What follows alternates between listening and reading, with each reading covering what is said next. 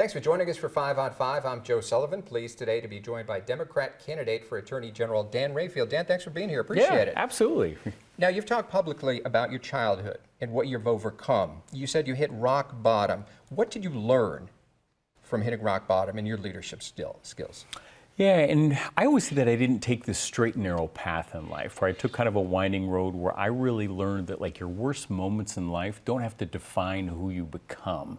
And I think that's a really important lens to have, frankly, just as a human being, but then also in elected office. Oregon ranks 47th in public safety. What would you do as Attorney General to improve that stat? Yeah, and our campaign and myself will talk, one of the big values and things that we want to accomplish is making Oregon safer and keeping our communities safe.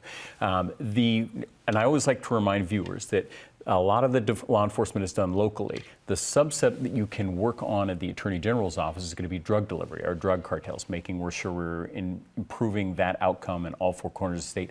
Internet crimes against children, as well as trafficking. Those are things that are very important. How would you use the Department of Justice to fight drug trafficking?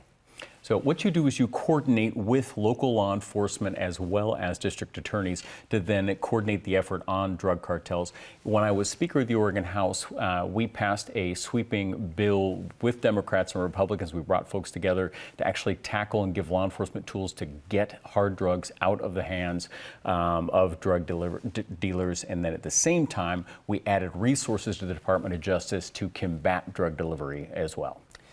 With respect to Oregon's election laws, what would you do as Attorney General?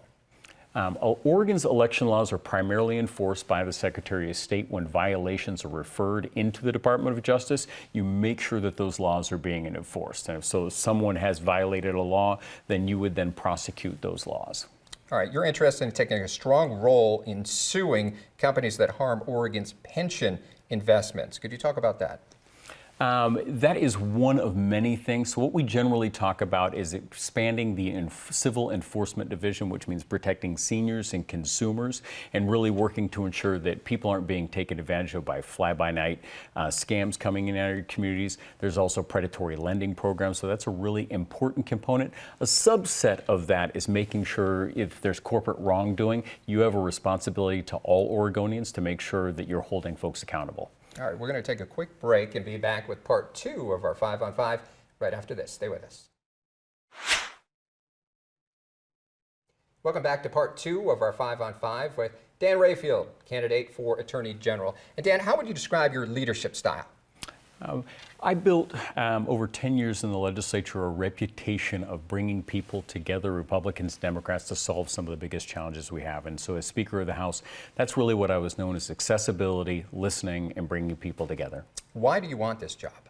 I really believe that the Attorney General's office with the right leadership can be an indispensable partner to solve our community's greatest challenges. And then that's from housing and homelessness to the addiction crisis we're focusing on right now, or frankly, as I mentioned a little bit earlier, protecting seniors and consumers. A lot of people have heard the term Attorney General. For those people at home who don't know what the Attorney General does, what does the Attorney General do? It's a really good question. Most people think that you're a district attorney, right? That you're prosecuting. That's about 10% of the work that you do.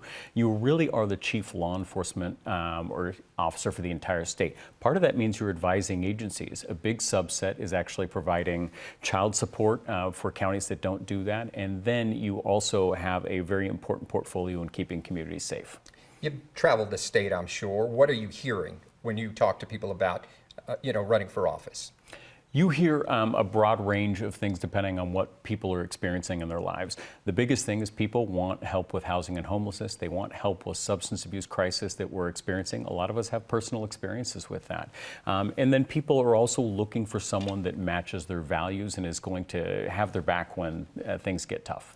We've got about a minute left. Is there anything else you want to touch upon? Yeah, it's like the real reason, and I think that voters should pay attention to this race, is the Attorney General's office can have an important impact in all aspects of your life. Number one, again, as we talked about, keeping communities safe. And so in this role, what I really want to do is tackle our drug delivery problem and keep our kids safe. then I think it's really important that we don't forget the Attorney General is there to look out for all of us as consumers and also seniors from predatory lending and scams that go on throughout our communities. And finally, we need an Attorney General that is going to match our values.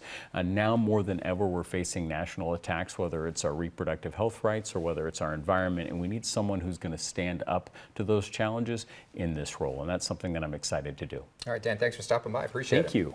All right. Stay with us. We'll be back with more local news after this short break.